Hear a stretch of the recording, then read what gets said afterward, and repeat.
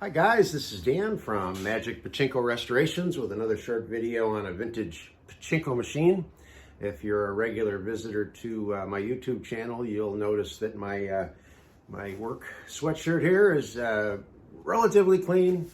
Did throw it in the washer the other day. It was getting pretty dirty.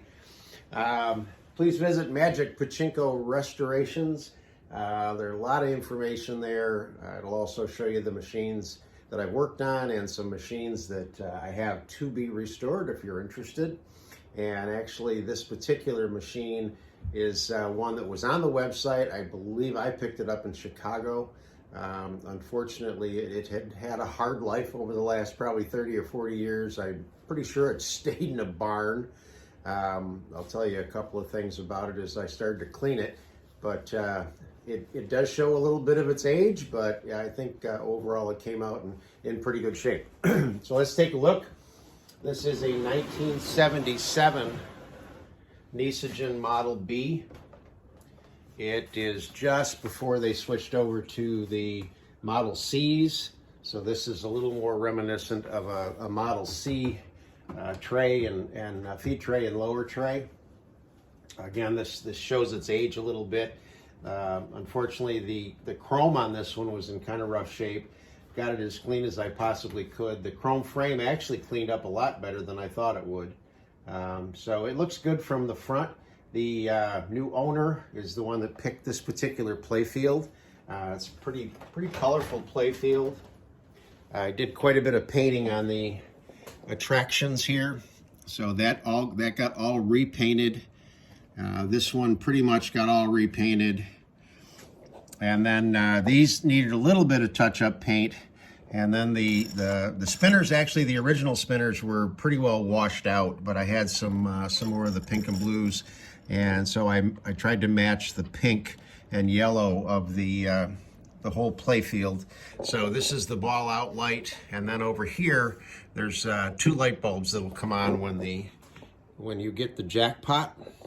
Right now the little wait sign is down here, meaning you need to wait to play the game. There's no pachinko balls in it. So let's get this thing turned around and I'll show you how to load it up. So it's I wish I had had a way of showing you what this looked like before I got a hold of it. It was filthy. Actually, right up in here there was a big mud nest for bees. And in the front, in this area here where the balls go out, I do believe a little rodent was living.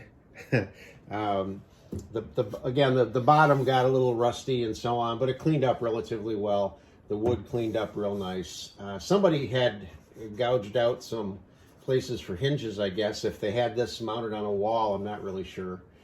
This cover was missing, this cover was missing, this cover quite often is missing, and it was. Unfortunately, I had all of those parts that I could put back in. I redid the entire wiring harness. It was pretty messed up, and it's worth it to redo it, because then you get all nice new solder joints and you know everything's going to be fine. So when you first get the machine, you're ready to set it up. You're going to take your 12-volt wall transformer, plug it in, and that in turn plugs in right there. And when there are no balls in the machine, this light will come on, and obviously that's what it's telling you, is there's no balls in the machine. So just out of curiosity, not out of curiosity, what I've decided to do is take my engraved pachinko balls out of circulation. I use them out here in the shop. They're getting much harder to find. The new balls are no longer engraved. So I'm setting them all aside, saving them for a future project maybe. And I now get regular pachinko balls that are not engraved. So I took a brand new bag of 500 and threw them in here just to see, because I've always told people 500 is enough for your machine, and it is. It's plenty. 1,000 would be even more. It will handle 1,000 more than likely. Maybe it might fill that tray up pretty full, but you can probably get 800 or 900 in there real easily, no problem. So I've got 500 right here. So when you go to set your machine up and ready to play, there are two things that are really important. I marked them both in red. If you check this out right here, this is your ball dump latch. There's a little red arrow, and this is red. You're going to pull this over. This was laying on it, okay? So that these two engage, and that keeps the balls going across into the jackpot. When this is disengaged, the balls will run down the exit ramp and exit the machine. So you want to make sure that that is set like that.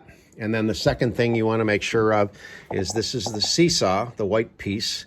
It's sitting in there on an angle like this, which is the correct position you want it to be in, rather than tipped this way. If it is tipped down, another red arrow, there's a little rod right here, and you just push up, then it will tip the seesaw up into the right spot. You have to do that, or your machine will just start to jam the balls when you start to play. So make sure this is up, and make sure the latch is latched. So take a handful of your Pachinko balls.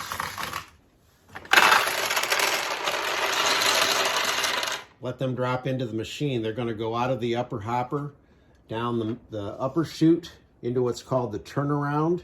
They come down underneath this cover and then drop into the jackpot chamber, and that's where they'll stop. So if that's what happened, you're fine. So take a few more.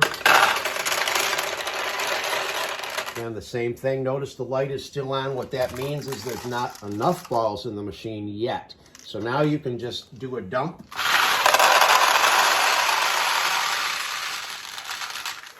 And you want to dump 95% of the balls that you own up here. Keep 5% or so to play with. Now notice the light is out. This is pushed down.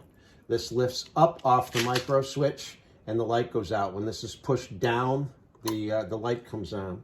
All right. It also opens up a gate. This weight shift opens a gate and allows the player to actually launch the balls. Okay.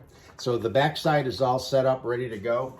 I'm going to take that 5% or so. You're going to need a tray that will go from here to here. This is where the winning ball drops out of the machine. This is where the losing balls will drop out of the machine. So you do need something to catch the balls. So let's get this turned back around.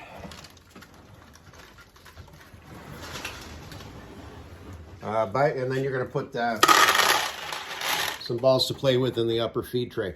By the way, this machine has the new feet that I just made. Found some really nice maple at the lumber store. And these are made of maple with the custom routing. So if anybody's interested in getting a pair of feet for their machine, that's what you'll get this time around. So now you've got the machine loaded. You're ready to play. To properly play, you're going to press the launch lever all the way down and then release it. Now notice nothing happened. The first time you try, nothing happens because it takes one cycle to get a ball in onto the launch ramp. So now this time it'll launch a ball. And obviously that was a loser. We'll see if we can get a win. There we go. So if the tulips are closed and you get a ball in, they will open. It makes a much larger target now. And if you notice, the jackpot lights came on over here. Right down the center. Now, when it went down the center that time, it dropped right through and opened these tulips because they were originally closed. Again, it's a larger target.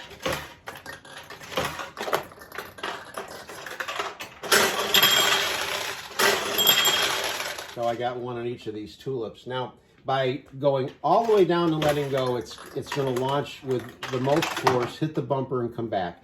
If I go all the way down to get it loaded and then release a little bit and then go like that, it'll stay in the middle, which is where you want it. Or if I go even lighter, it'll stay on the left side. So this is the way you kind of control where the ball goes. Ideally, there you go.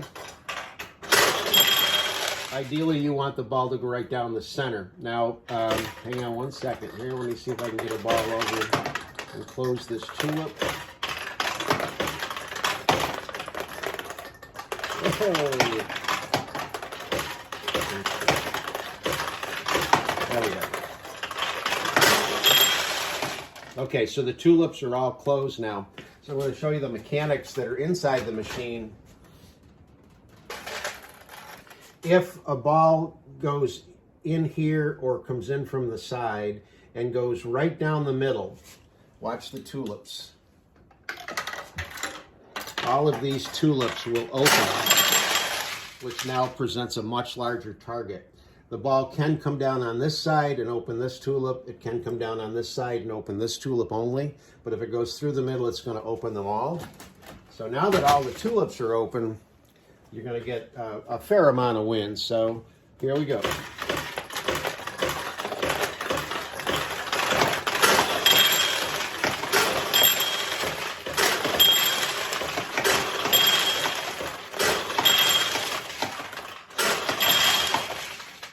To get these balls out, you just push back. They drop down here, scoop them up, put them in the upper tray, and just keep playing. So that's the 1977 Nishijin Model B. Hope you like it.